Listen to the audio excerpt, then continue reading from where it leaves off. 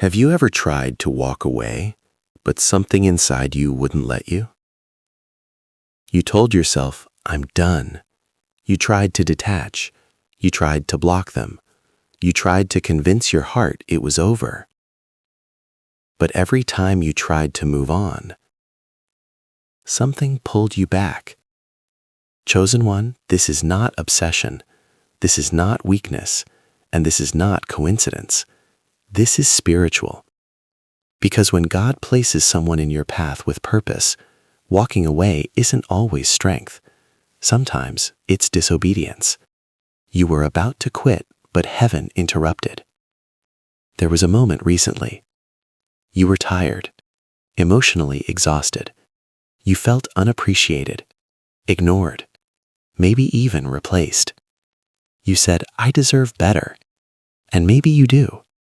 But right when you were about to completely detach, you felt that hesitation, that whisper, that unexplainable pause. That wasn't anxiety. That was divine intervention. God sometimes tests your endurance before revealing the blessing. The enemy wants you to quit early. Listen carefully. Not every difficult connection is toxic, and not every delay is rejection. Sometimes the enemy creates confusion, so you abandon something God is still building. The misunderstandings, the pride, the silence, the distance. It's pressure, and pressure reveals who folds and who fights. Chosen one, you were built to fight for what's aligned with your spirit. This person is under construction. You see their flaws. You see their immaturity. You see the inconsistency. But what you don't see is the internal battle they're fighting. Some people push away the very love they prayed for. Some people sabotage blessings because they don't feel worthy of them. And sometimes God connects two people, not because they're perfect, but because they're meant to grow together. If God removed every unfinished person from your life, you'd walk alone forever. Why you can't let go so easily? Be honest. You've met other people before, but this one? Different. The connection feels deeper. The lessons feel heavier. The impact feels permanent. That's not random. When two souls are assigned to elevate each other, the separation feels unnatural. That's why no matter how many times you try to leave, something keeps saying, wait. But listen carefully. This is not about begging. God never asks you to chase someone who disrespects you. He never tells you to tolerate abuse. He never tells you to lose your dignity. There's a difference between fighting for something and forcing something.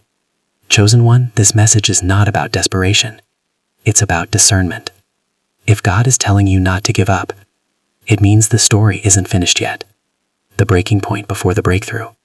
Every divine connection goes through a breaking stage, where ego clashes, where communication fails, where distance increases. Why? Because transformation is uncomfortable, and growth requires confrontation.